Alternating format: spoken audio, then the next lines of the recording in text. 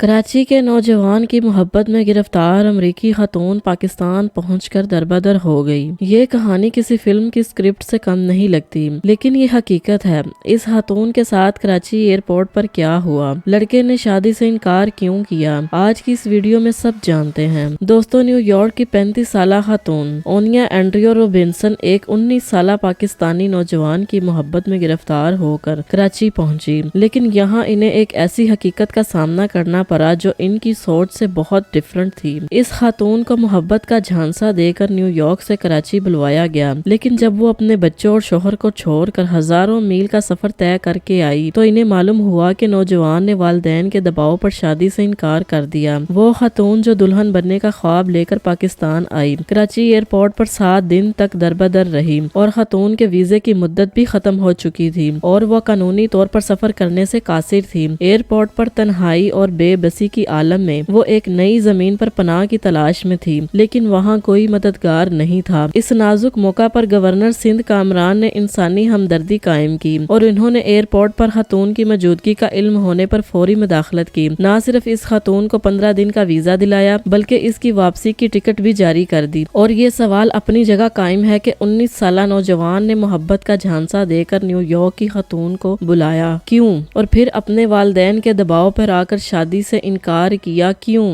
کیا یہ ایک بے وفائی کہانی ہے یا محض ناپختہ فیصلے کا نتیجہ؟ محبت اور جذبات کی آڑ میں کسی کو دھوکہ دینا نہ صرف اخلاقی گراوٹ ہے بلکہ کسی کی زندگی کے ساتھ کھیلنا ہے۔ نیو یارک سے کراچی آنے والی اونیا روبنسن آج اپنے ملک واپس لوٹ رہی ہیں، لیکن ان کا دل اور اعتماد شاید کبھی بحال نہ ہو۔ کیا ایسے واقعات پاکستان کی بین الاقوامی شاخ کو نقصان نہیں پہنچاتے؟ کیا والدین کے دباؤ میں آ کر اس نوجوان نے ایک انسان کے جذبات کے ساتھ کھیل نہیں کھیلا؟ کیا ایسے واقعات ہمارے معاشرے میں موجود اخلاقی کمزوری کو بے نقاب نہیں کرتے؟ یہ کہانی محبت، دھوکہ اور بے بسی کی ہے اور شاید آنے والے وقتوں میں اس پر کئی سوال اٹھائے جائیں گے۔ مزید انفارمیشن کے لیے جڑے رہیں ہمارے ساتھ۔ Thanks for watching. اللہ حافظ۔